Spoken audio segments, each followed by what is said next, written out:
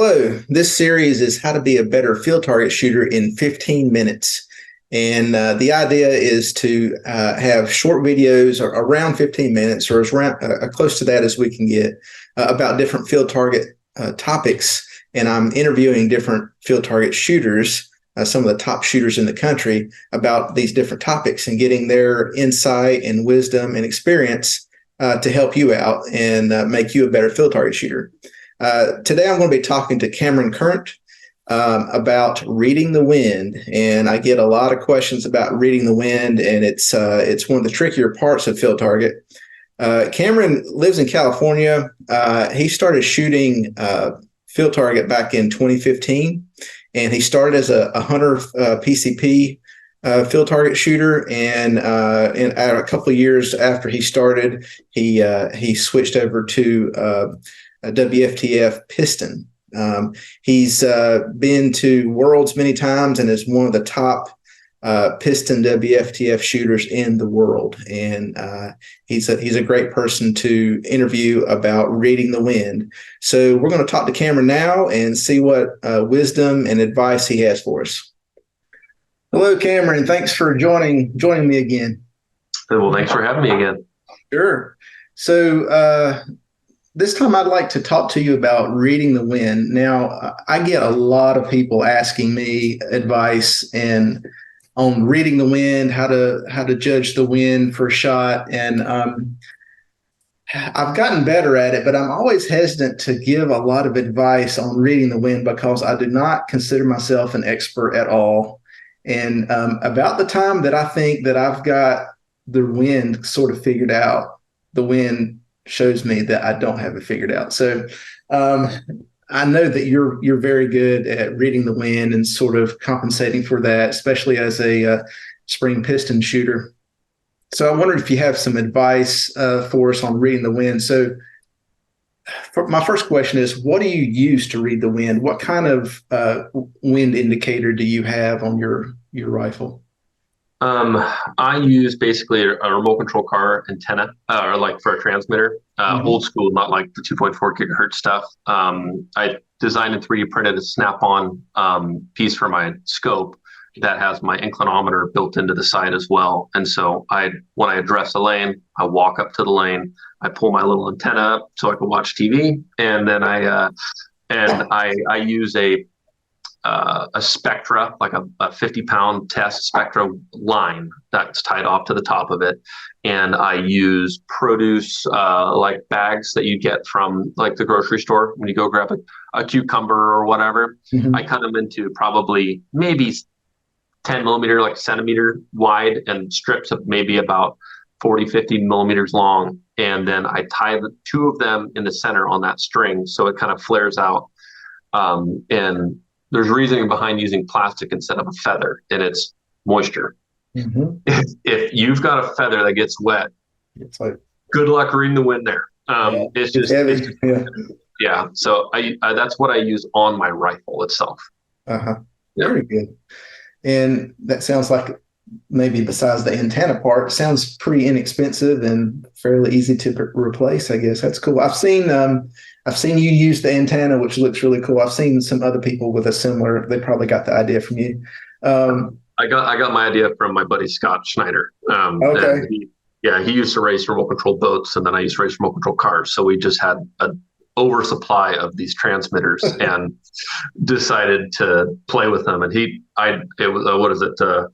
And mimicry is the some sort of flattery thing going on, so I copied them. So so you sit down and you're getting ready to shoot, and you're watching your flag, what it's doing. Besides the flag, what are some other things that you're looking for, maybe downrange, or what other hints and clues are you getting from the wind? I'd say wind reading starts before you even sit down. Anytime you're walking in between lanes is free time. You're not on the clock. So you can walk the course, look, check for winds channeling through, what it would do if it was going through this area. So before I even go to a lane or sit down at a lane, I'm looking for wind. I'm looking at bushes, what grasses may be able to be read. And then when I get to the lane, I almost always pick up a string to identify the target. And that does two things. I can look at the string for wind if there's not a crossing string, or the master director decided to run the string through like an eyelet in the ground so it doesn't get tangled on a tree. Right. But always try to use the string at the target. And there's typically enough slack in the string near the target, just that little bow, that you can read, a wind bias, and look behind the target as well, because sometimes there's just a nice little tree blowing right behind it, or grass, and realistically, the only wind you're worried about is the wind between the end of your barrel and the target. You can look behind you to try to get a direction of a wind, but if that's an open field and you're shooting through a channel of trees, you need to be focusing on what's in front of you. So that it's wind it's hard to read something you can't see.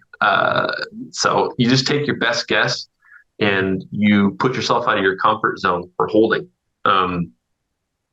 If you don't push yourself and holding further and further out of the kill zone on a windy day, you're probably just going to keep missing. And every lane's different too. I love it when a master director does like basically it spreads the targets out to where you're shooting at different winds through the entire course. And so once you think you have it figured out, you go to the next lane, and then it just changes. So are you, whenever you're seeing wind and you're seeing at your flag and you're seeing it closer to the target, it could be doing something different, and it could be going one direction and at the target another. But are you where do you put more concern, the wind closest to you or the wind closest to the target, or do you try to sort of balance those two out? Sometimes you got to split the difference. It's always great when you pull up a string and you look at the target and it's doing a nice little serpentine all the way. And you're like, what's more important, the first 20 yards or the last 20 yards? And I think that I just generally split the difference. And you kind of look down the lane and say, you know what, there's less trees down there, so the wind will be more important down there. Or if whatever's, oh man, you just kind of got to split the difference there a little bit, and try to go with your gut feeling on it and learn every shot. Try to take a mental image of the misses on the target. I know it's hard to do at 16 power, but at 50 power or whatever, it is so much easier to see the first quarter of the match where people are trending. And if you can get a good idea of where the misses are on a target, you can use that for information on wind all the time. And I mean, that's one of the best things you can do is try to learn from other people's misses. Yeah, you'll come up to a target and you'll see all the hits or the misses on the right of the kill zone. You're like, well, something's been pushing those pellets over, and so is it still doing it while I'm sitting here? Sometimes I overthink it and say, wait, were they feeling right wind and held right? Or is it actually coming from something? So it's like when you write down A on a test, multi-question test, and your first answer is typically right. And then I go to change my mind and miss the target. That's just how it goes. But learn from every target. Try to. And what about Mirage? I'm sure you're paying attention to your Mirage, and can you see the wind? Yeah. Yeah. Sometimes that's a little harder to do with a 16 power scope. Not always. It kind of depends on the lighting and the conditions. But so you're definitely, you've learned how to sort of judge the Mirage. Yeah, absolutely. I mean, you just kind of cut a clock in half, and look at it from 9 to 3. And, if it's going, 11, 12, or 1, it's just pretty much coming straight up. But as soon as it gets past like 2 to 3, or 10 to 9, you definitely got to be paying attention. And another one of the things about Mirages is the optical illusion of where the kill zone's at. You look at a far target, you shoot open field. So I shoot a lot of open fields. At home, I have an open field, and I get a lot of Mirage. So if I'm looking at the target and you have it looks like the kill zone's higher than it actually is, and you will see a lot of misses at 12 o'clock on those targets. So since you brought up Mirage, I figured I'd bring that up. But the actual kill zone could be noticeably lower. Interesting. Realistically lower, I mean. So that's one thing. Hmm. If you are seeing a sweeping the Mirage that looks like just like a tumbleweed rolling across the field, you know you better be holding off for some wind. And that's I just use it as more of a confirmation of where the wind is, instead of fully relying on Mirage. Yeah, it's just a hint of wind. Okay. For me. Very, very interesting. Okay. Lots of times I get asked, well, what do I do if the wind is coming from behind me? Or what do I do when the wind is coming straight at me? Do I hold up? Do I hold down? What kind of advice would you have for that? I would say try to learn it, get out into a field. I'm blessed where I can step out and I can set a target, at 12 o'clock, 3 o'clock, 6 o'clock, and 9 o'clock, and just pivot and wind and see what it's doing. And I've noticed that when wind is coming, I will sit and address a lane when the wind is facing directly towards me, coming straight at me, and I look at my wind flag.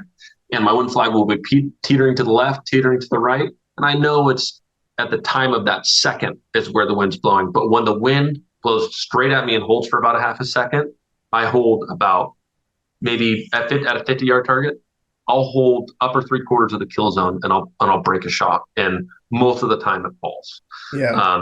But when it's coming from behind me, that's just tricky as heck, because I don't necessarily think it's going to carry your pellet significantly. I think that the wind has more of an effect on a pellet flying, opposing each other versus carrying a pellet. I think the wind can do more against your pellet coming, opposing it. Yeah. So realistically, I'll hold a little bit low on a far shot when the wind's blowing right behind me. Right. But other than that, I focus more on when the wind's coming towards me than when it's behind me. Yeah. And we're talking, you're shooting 12 foot-pounds. So, I wonder how much of a difference there is, for a 20 foot-pound shooter.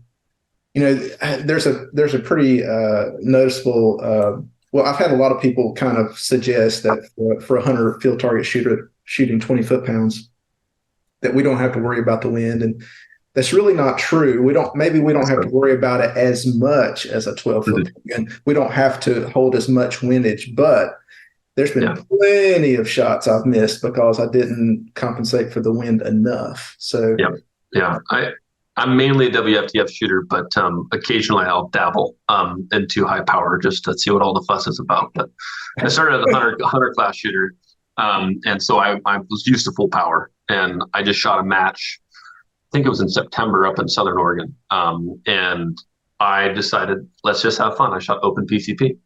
Okay. And I missed one shot on day one, and it's because I'm shooting a 20 caliber at 19.8 foot-pounds. Yeah, I got a 3.5, 4 mile an hour crosswind. I don't care about that. Boom. Missed by 3 o'clock. Hit perfect 3. And that was the only miss the entire day. And I was just like, there's nothing better than starting your day knowing you can't clean the course. Was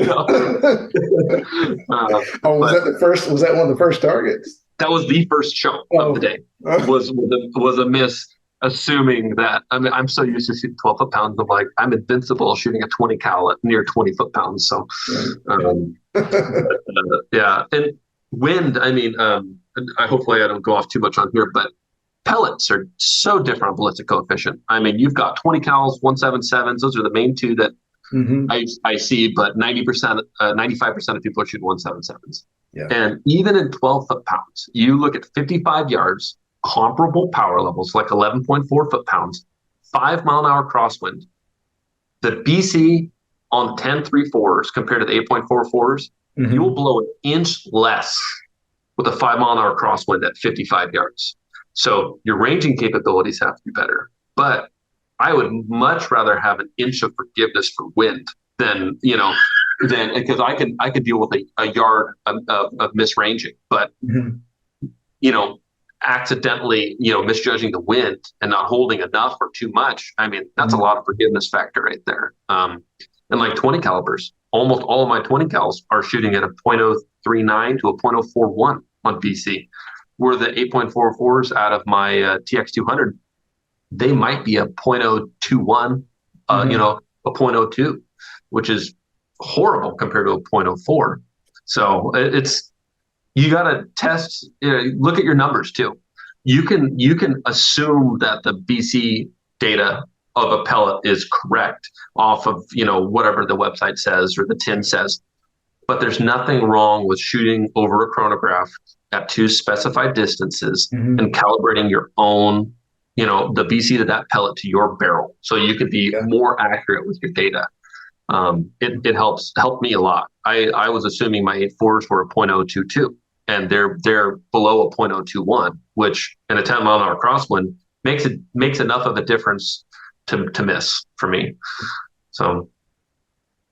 Very good. So another question is, and this is, I don't know if this is really a fair question because, depending on what you're shooting, the pellet you're shooting, the power you're shooting, but how much windage is enough?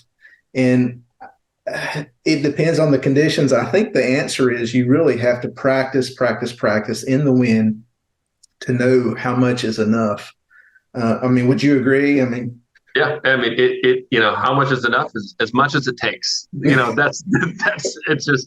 I have had to hold off for so much wind that I have to back off my magnification. I would like 2 feet. Be able to see it all. Yeah. Yeah, you can't even see it in your field of view. You got to challenge yourself. We go and shoot at Nevada State, my friend's property, and sometimes we're shooting in 18 to 20 mile an hour winds at a fairly constant, and gusts up to 45. And where do you hold for that? You just sometimes you're lucky and you hit the faceplate, and sometimes you're lucky and it actually hits the paddle. But as much as it takes, and it's more of, you got to be at tune with your gun. You got to know, looking at your wind flag or looking at a string or something like that to make I'll be in the target holding for wind, and immediately I'll feel just a light raise of wind or a drop of wind, and I will make a micro adjustment immediately and then pull the trigger. Intuition is your friend, and just you need to calibrate that, by practicing. Yeah, I was going to say that's one of the reasons why I'm sometimes hesitant to give. It's not a black and white kind of thing you can tell somebody about how to read the wind, because there's so many things happening before you pull that trigger. You might hear the wind start to roar in your ear a little bit, so you know that it's picked up. And just little things, the hair on your arm, you can, it's there's so many things that are happening that it's really hard to quantify and give somebody an answer. I've even had people ask me, okay, whenever your flag is at this angle, how much do you hold? And it's just not quite that black and white, Yeah. How much does your feather weigh? What weight of string are you using? Have you calibrated at a specific, there's people that do that. There's people that will have rotating fins on a bearing on what looks like a dart, and it will start spinning at 4 miles an hour.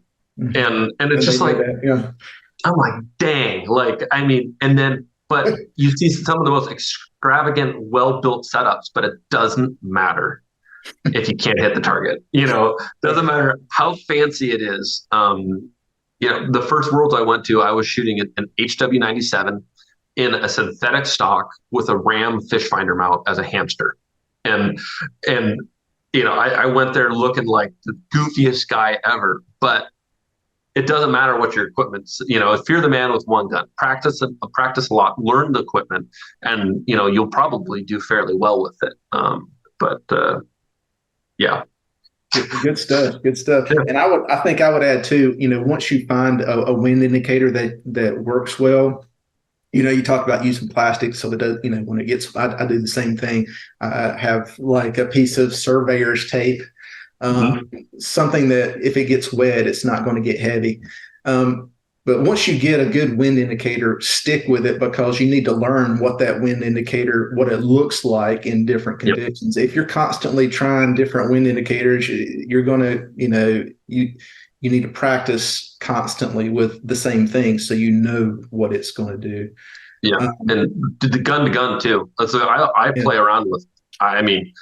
I'll shoot a different gun every day almost. And if you're not using the same, if you can use the same wind indicator on different guns, oh my gosh, it's a huge help. That's a good point. And one of my number one recommendations on wind indicators is that little antenna gets it above you. You are a big wind shadow, and when you've got a 4-inch zip tie on the end of your barrel, man, that you can block so much wind, and you could miss a measurable amount of shots because of that.